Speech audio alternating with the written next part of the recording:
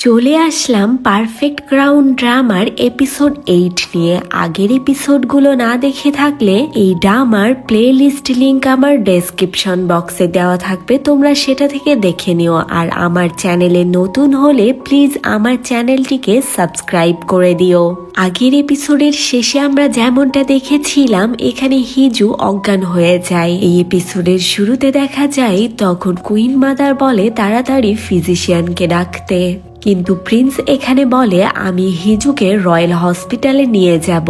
এখানে প্রিন্স ইয়ানকে অনেক বেশি চিন্তিত দেখাচ্ছিল। সে তাড়াতাড়ি করে চইকে ডাকে আর এরপর প্রিন্স একাই হিজুকে কোলে করে নিয়ে গাড়িতে বসায়। বাইরে তখন মিডিয়ার লোকদের ভিড় ছিল আর তারা তাদেরই ছবি ওঠাচ্ছিল। সিয়ংবম তখন টিভিতে এই নিউজটাই দেখছিল। অন্যদিকে মিন তার সেক্রেটারিকে বলে রাস্তা পুরো ক্লিয়ার করে দাও যেন তাদের যেতে কোনো অসুবিধা না হয়, সেই সাথে পুরো নিউজ মিডিয়াকেও থামিয়ে দাও। তার সেক্রেটারি বলে ঠিক আছে। মিন এখানে অনেক বেশি চিন্তিত ছিল, রীতিমতো তার হাত কাঁপছিল। অন্যদিকে দেখা যায় প্রিন্স তাড়াতাড়ি করে হিজুকে ইমার্জেন্সিতে নিয়ে যায়। সেখানে ডক্টর তাকে বাইরেই অপেক্ষা করতে বলে। অন্যদিকে দহি প্রাইভেট রেসিডেন্সিতে এসে সবাইকে জানায় তোমাদের সবাইকে এখানেই থাকতে হবে, কারণ সব জায়গার ইনভেস্টিগেশন হবে। কারণ হিজু হয়তো এখান থেকেও কিছু খেয়ে যেতে পারে, যার ফলে তার এই অবস্থা হয়েছে। তখন আমরা দেখতে পাই আড়াল থেকে সেই কুইন মাদারের মেয়েটি এসব শুনছিল। অন্যদিকে হিজুর বাবা হসপিটালে আসে আর প্রিন্সকে জিজ্ঞেস করে এসব কিভাবে হলো। তখনই ডক্টর সেখানে আসে আর জানায় হিজুর বডিতে অনেক পরিমাণে একটি ওষুধের ওভারডোজ পাওয়া গিয়েছে, যার ফলে সেটি তার শরীরে বিষক্রিয়া সৃষ্টি করেছে। এটা শুনতেই হিজুর বাবা প্রিন্সকে একটি থাপ্পড় দেয় আর এটা দেখা মাত্রই প্রিন্সের বডিগার্ডরা সেদিকে এগিয়ে আসে, কিন্তু প্রিন্স তাদেরকে থামিয়ে দেয়। তখন হিজুর বাবা বলে আশা করি তুমি এই ব্যাপারটা এত সহজে যেতে দিবে না। প্রিন্স বলে আমার সেরকম কোনো ইচ্ছাও নেই, অর্থাৎ হিজুর সাথে যে এরকম করেছে তার শেষটা দেখেই ছাড়বে প্রিন্স। অন্যদিকে কুইন মাদারও ততক্ষণে জেনে গিয়েছে যে হিজুকে কেউ মারার চেষ্টা করেছে, অর্থাৎ তাকে বিষ দেওয়া হয়েছে। এরপর আমরা মিনকে দেখি যে অনেক রেগে ছিল আর বলছিল প্রিন্স কোথায়, আমার তার সাথে কথা আছে। তখনই প্রিন্স তার সামনে চলে আসে। মিন তখন রেগে গিয়ে প্রিন্সকে বলে আপনি একদিনও ঠিকভাবে হিজুর খেয়াল রাখতে পারেননি, আপনি তাকে একদিনও সেফ রাখতে পারেননি। আপনার সাথে বিয়ে হওয়া একদিনই হয়নি, এখনই তার এই অবস্থা। না জানি এরপর আরো কি কি হবে। তখন প্রিন্স মিনকে বলে আমি তোমাকে আদেশ দিচ্ছি তুমি এই পুরো প্যালেসের ইনভেস্টিগেশনের ব্যবস্থা করো। তখন মিন বলে শুধু প্যালেস নয়, প্যালেসে থাকা সবারও ইনভেস্টিগেশন করতে হবে। প্রিন্সও রাজি হয়ে যায়। এরপর মিন যায় কুইন মাদারের কাছে আর তাকে ইনভেস্টিগেশনের ব্যাপারে বলে। তখন কুইন মাদার বলে প্যালেসের সবার ইনভেস্টিগেশন করাটা কি জরুরি? তখন বলে অবশ্যই, কারণ আপনার আর রাজারও একটা সেফটির ব্যাপার আছে, আর প্রিন্সও আমাদের এই ইনভেস্টিগেশনের ব্যাপারে পারমিশন দিয়েছে। তখন এটা শুনে কুইন মাদারের আর কিছুই করার থাকে না, তাই সে না চাইতেও পারমিশন দিয়ে দেয়। এরপর মিন মিডিয়ার সামনে গিয়ে সবাইকে সেটা জানায় যে এবার সবার ইনভেস্টিগেশন হবে। অন্যদিকে হসপিটালে বসে সবাই নিউজে সেটা দেখছিল। প্রাইভেট রেসিডেন্সির সবাইকেও তখন ইনভেস্টিগেশনের জন্য পুলিশ স্টেশনে নিয়ে আসা হয়। সেখানে দহিও ছিল। সবাইকে এক এক করে জিজ্ঞেস করা হচ্ছিল হিজু কি খেয়েছিল, কোথায় ছিল। এখানে আমরা কুইন মাদারের সেই স্পাই মেয়েটিকেও দেখতে পাই, সে অনেক বেশি নার্ভাস ছিল। অন্যদিকে হিজুর ভাই ভাবি চই বলা বলি করছিল প্রথমবারের মতো রয়্যালদেরকেও ইনভেস্টিগেশন করা হবে। তখনই হিজুর জ্ঞান ফিরে আসে আর সবাই তার সামনে চলে যায়, কিন্তু হিজু চোখ খুলে তো অন্য কাউকেই খুঁজছিল, মানে সে প্রিন্সকে খুঁজছিল।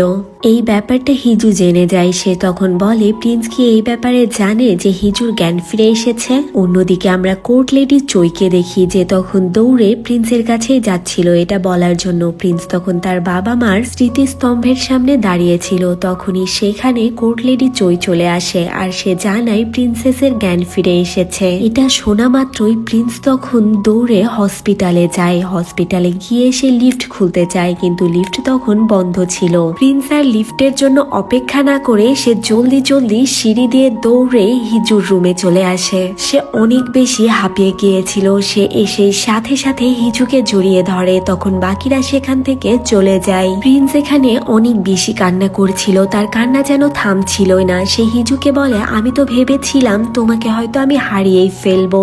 এরপর সে আবারও হিজুকে জড়িয়ে ধরে কান্না করতে শুরু করে। তখন হিজু বলে, আমি ঠিক আছি, কান্না করো না। কিন্তু আমার হয়েছিলটা কি, আমি অজ্ঞান কিভাবে হয়ে গিয়েছিলাম? তখনই সেখানে মিন আসে আর প্রিন্সকে বলে, এবার কাকে কোশ্চেন করা হবে? তখন প্রিন্স বলে, আমি জানি এবার কাকে কোশ্চেন করা হবে, আমাকে। এটা বলেই সে তাদের সাথে চলে যায়। যাওয়ার সময় প্রিন্স চইকে বলে, তুমি কখনোই হিজুকে একা ছাড়বে না, সব সময় তার সাথেই থাকবে। অন্যদিকে হিজু মিনকে জিজ্ঞেস করে আসলে কি হয়েছে। মিন তখন এখানে হিজুকে সবটা বলে যে তার বডিতে অনেক বেশি ওভারডোজের ঔষধ পাওয়া গিয়েছে, যার ফলে তার বডিতে পয়জনের সৃষ্টি হয়েছে আর সে অসুস্থ হয়ে গিয়েছে। এই জন্য সবাইকে জিজ্ঞাসাবাদ করা হচ্ছে। অন্যদিকে তখন আমরা প্রিন্সকে দেখি, যাকে পুলিশ জিজ্ঞাসাবাদ করছিল। পুলিশ হিজুর ব্লাড রিপোর্ট দেখায়, যেখানে অতিরিক্ত মাত্রায় একটি ঔষধের ওভারডোজ পাওয়া গিয়েছে। পুলিশ তখন সেই ঔষধের ব্যাপারে প্রিন্সের কাছে জানতে চায় যে সে এই ঔষধকে চিনে কিনা। প্রিন্স তখন বলে, হ্যাঁ, মাঝে মধ্যে আমি এই ঔষধটা খাই। অন্যদিকে হিজু মনে মনে তখন কিছু একটা ভাবছিল। এরপর বলে, আমারই ভুল হয়েছে, আমি যখন গাউন পরে সেই দিক দিয়ে যাচ্ছিলাম, পরে যাওয়ার সময় সেই বাটি দুটো আমার কাছ থেকে এক্সচেঞ্জ হয়ে গিয়েছিল, এটা আমারই ভুল ছিল। এটা বলেই সে তখন তার ক্যানোলা খুলে বাইরে যেতে চায়, কিন্তু মিন তাকে আটকাতে চায়। তখন হিজু বলে, আমার জন্য প্রিন্সের ওপর ইনভেস্টিগেশন করা হচ্ছে আর আমি তো এভাবে এখানে বসে থাকতে পারি না। আর অন্যদিকে প্রিন্স তখন পুলিশদেরকে বলছিল, হিজুকে না, আমাকে টার্গেট করা হয়েছে। হিজুর জায়গায় আমি থাকলে হয়তো আমি এতক্ষণে বেঁচে থাকতাম না, কারণ আমাকেই টার্গেট করা হয়েছে। এরপর দেখি হিজু তখন বাইরে চলে এসেছে, কিন্তু চৈ তার সামনে এসে তাকে থামতে বলে। তখন পেছন থেকে মিন এসে বলে, তুমি এখানে দাঁড়াও, আমি দেখছি বাকিটা। এরপর আমরা কুইন মাদারকে দেখতে পাই। তার কাছে একটি কোর্ট লেডি এসে বলে, সকল জিনিসপত্রের ওপর ইনভেস্টিগেশন করা হবে, অর্থাৎ বিয়েতে যা যা ছিল সবকিছু সিলগালা করা হয়েছে। তখন কুইন বলে, তোমাকে যেটা পরিষ্কার করতে বলা হয়েছিল সেটা ঠিকভাবে করেছো তো? তখন মেয়েটি জানায়, হ্যাঁ। অন্যদিকে আমাদের মিনকে দেখানো হয়, তার কাছে তার সেক্রেটারি আসে কিছু ইনফরমেশন নিয়ে, যেখানে রয়্যাল ফ্যামিলির মানুষদের ব্যাপারে ইনফরমেশন ছিল। সেখানে মিন জিজ্ঞেস করে এই হসপিটালে কতজন রয়্যাল ফ্যামিলির লোক রয়েছে। তখন তার সেক্রেটারি জানায় 10 জন, আর তাদের মধ্যে কুইনের ভাইও রয়েছে। এটা শুনে মিন বেশ অবাক হয়ে যায়। এরপর সেখানে প্রিন্স আসে। মিন তখন প্রিন্সকে বলে, আপনি আর হিজু প্যালেসে চলে যান, ওইটাই আপনাদের জন্য সব থেকে সুরক্ষিত জায়গা, আর আমি বাকিটা এদিকে সামলে নেব।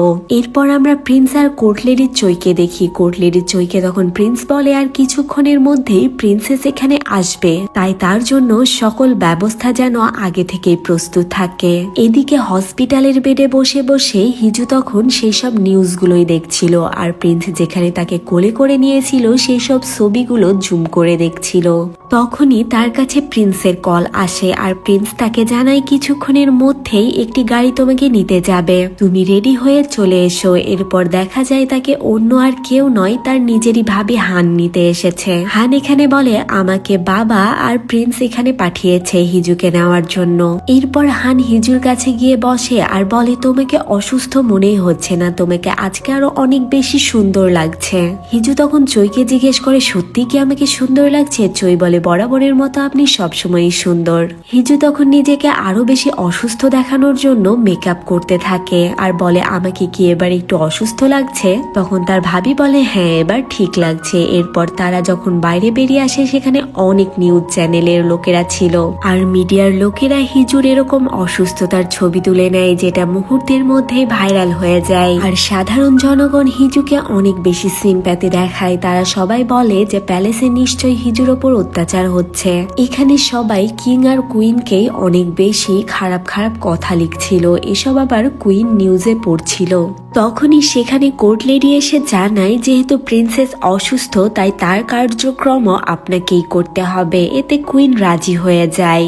এরপর যখন হিজু আসে তখন সেখানে কুইন নিজে এসে হিজুকে রিসিভ করে আর বলে যেহেতু তুমি অনেক শকে আছো আর অসুস্থ তাই প্যালেসে তোমার উপর যে দায়িত্ব ছিল সেগুলো আমি দেখে নিব, আর যেহেতু এখন থেকে তুমি এই প্যালেসেই থাকবে তাই তোমার সকল সমস্যা আমার সমস্যা। কুইন এখানে হিজুকে আরো কিছু বলতেই যাবে তখনই হান থামিয়ে দিয়ে বলে সে অনেক অসুস্থ, পরে কথা বলবেন। এরপর হান তাকে নিয়ে সেখান থেকে চলে যায়।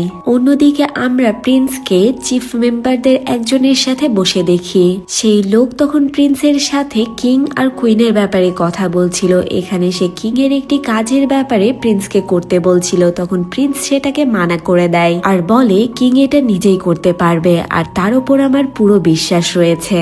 তখনই আমাদের কিংকে দেখানো হয়, তার কাছে হিজু এসেছিল। তখন হিজুকে দেখে কিং বলে আমি শুনেছিলাম তুমি নাকি অসুস্থ, এখন কি তুমি ঠিক আছো? আর তাছাড়াও এখানে নাকি পুলিশ আসবে। তখন হিজু বলে এখানে পুলিশ আসবে ইনভেস্টিগেশনের জন্য, আমার কি হয়েছিল সেটা দেখতে। তখনই সেখানে প্রিন্স চলে আসে।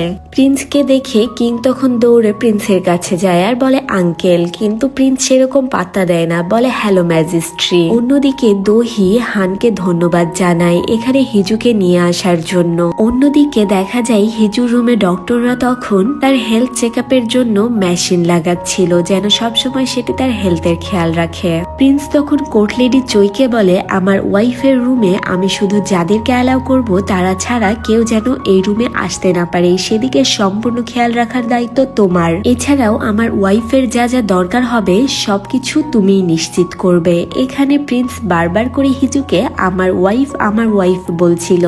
তখনই হিজু তাকে ডাকে আর বলে আমরা কি একটু একা কথা বলতে পারি। তখন কোর্ট লেডি চই বাইরে আসে অনেক বেশি খুশি ছিল।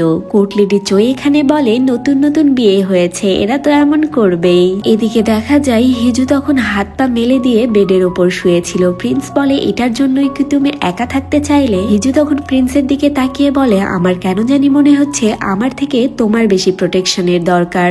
প্রিন্স তখন বলে হ্যাঁ দরকার আছে। তখন হিজু বলে তাহলে ভাবে বসে আছো কেন? প্রিন্স তখন বলে টার্গেট যদি তুমি হতে তাহলে আমি এখন অনেক বেশি চিন্তিত থাকতাম, কিন্তু যেহেতু আমি জানতে পেরেছি টার্গেট আমি নিজে তাই আমার সেরকম কোনো চিন্তা নেই। এটা শুনে হিজু ইমোশনাল হয়ে যায় আর বালিশ দিয়ে তাকে মারতে মারতে বলে তোমার যদি কিছু হয়ে যায় তাহলে প্যালেসে আমি একা কি করব, আর তোমার কিছু হয়ে গেলে আমাকে ডিভোর্সই বা কে দিবে? ভাবো তাহলে। হিজু আর এখানে কিছু পেল না, ডিভোর্সের কথাই বলতে হলো তাকে। প্রিন্স তো এটা শুনে একটু অবাক হয়েই হিজুর দিকে তাকিয়ে থাকে। অন্যদিকে আমরা দেখি হিজুর কাজ তখন চই আর দহি করছিল।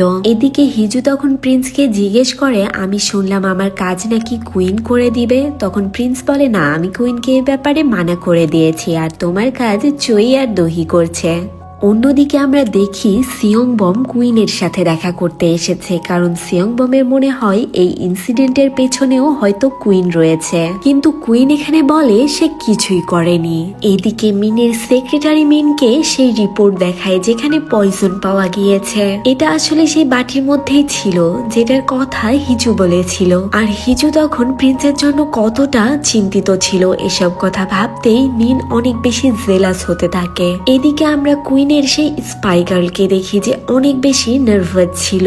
পরের সিনে আমরা হিজুকে দেখি সে কারোর সাথে ফোনে কথা বলছিল। তখনই প্রিন্স শাওয়ার নিয়ে তার সামনে আসে আর প্রিন্সকে এভাবে দেখে হিজু তো চোখই সরাতে পারে না। তখন প্রিন্স আস্তে আস্তে হিজুর সামনে এসে বলে তুমি রেডি তো, কারণ আজকে আমাদের প্রথম রাত। এই কথা শুনতেই হিজুর হার্টবিট আস্তে আস্তে ফাস্ট হতে শুরু করে। এইদিকে আমরা চই আর দহিকে দেখি। চই তখন দহিকে তার থাকার জায়গায় নিয়ে যাচ্ছিল আর বলছে এখান থেকে অনেকটা হেঁটে যেতে হবে।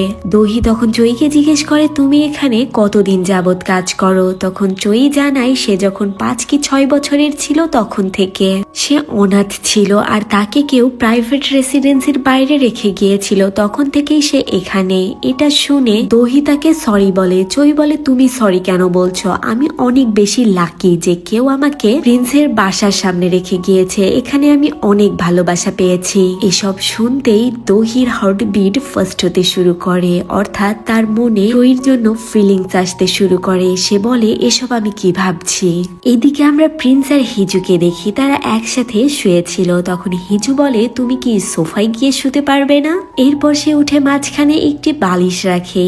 প্রিন্স তখন উঠে সেই বালিশটাকে সরিয়ে দেয় আর হিজুকে কাছে নিয়ে জড়িয়ে ধরে শয়। হিজু এখানে কিছুই বলে না। কিছুক্ষণ পর সে বলে আমি কি এই মেশিনটা খুলে ফেলবো? প্রিন্স তখন না বলে। হিজু বলে এটা অনেক সাউন্ড করছে। প্রিন্স বলে এই সাউন্ডেই তো আমি বুঝতে পারছি যে তুমি এখনো বেঁচে আছো। এটা শুনে হিজু প্রিন্সের দিকে তাকায় আর তাকে একটি কিস করে। এরপর সে অনেক লজ্জা পায়। প্রিন্সও তখন তার কপালে একটি কিস করে। এরপর তাকে জড়িয়ে ধরে শুয়ে পড়ে। পরদিন দেখা যায় হিজু তার কাজ করছিল আর সে সেখানে দহিকে ডাকে, কিন্তু দহির জায়গায় চই আসে আর বলে আজকে আপনার কাজ আমি করব, কারণ দহি এখানে নেই। এটা শুনে হিজু বলে কেন, দহির সাথে তুমি কি করেছো? অন্যদিকে দেখা যায় দহি প্রিন্সের সাথে ছিল আর তার কাজের সকল শিডিউল বলছিল। প্রিন্স এখানে অন্য কোথাও যেতে চায়। তখন দহি বলে রয়্যাল ইউনিভার্সিটিতে আজকে বাচ্চাদের আপনাকে স্কলারশিপ দিতে যাওয়ার কথা, যেখানে আবার মিনো থাকবে অ্যাঙ্কারিং করার জন্য। অন্যদিকে হিজুকে দেখা যায় সে নেকলেস দেখছিল। তখন চই বলে আপনাকে সবসময় প্রিন্সের সাথে সাথে থাকতে হবে, সেখানে অনেক মিডিয়ার লোক থাকবে, আপনাকে সেখানে কোনো রকম বেশি কথা বলা যাবে না আর বিভিন্ন রকম পোজও দেওয়া যাবে না, আপনি শুধু তাদেরকে দেখে হাই বা হ্যালো করবেন। তখনই সেখানে প্রিন্স আর দহি আসে। প্রিন্সকে দেখে হিজু বলে এখন কি তুমি এই পোশাকে যাবে? তোমাকে একদমই বেকার লাগছে।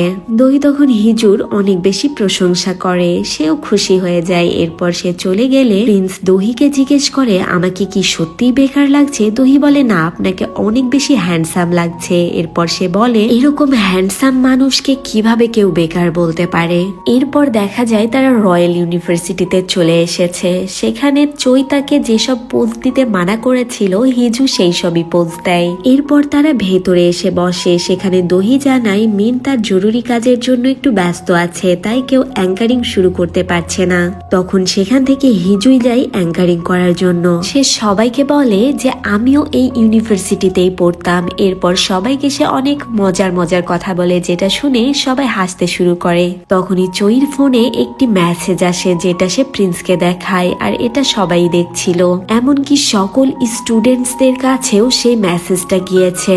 তখনই সেখানে মিডিয়ার লোকেরাও চলে আসে, অর্থাৎ কেউ আর্টিকেল লিখেছে যে প্রিন্স আর হিজু কন্ট্রাক্ট ম্যারেজ করেছে। তখন মিডিয়ার লোকেরা হিজুর সামনে আসে আর তাকে অনেক উল্টাপাল্টা কোশ্চিন করতে থাকে। সে অনেক ভয় পাচ্ছিল। তখনই প্রিন্স তার কাছে আসে আর হিজুকে তাকেই দেখতে বলে। এরপর দুজন দুজনের দিকে তাকিয়ে থাকে। এরপর প্রিন্স হিজুর হাত ধরে সেখান থেকে নিয়ে যায় আর এখানেই আজকের এপিসোড শেষ হয়ে যায়। সামনের এপিসোড কেমন হতে চলেছে বুঝতেই পেরেছো। আজ তাহলে এ পর্যন্তই, দেখা হবে পরের এপিসোডে। Thanks for watching.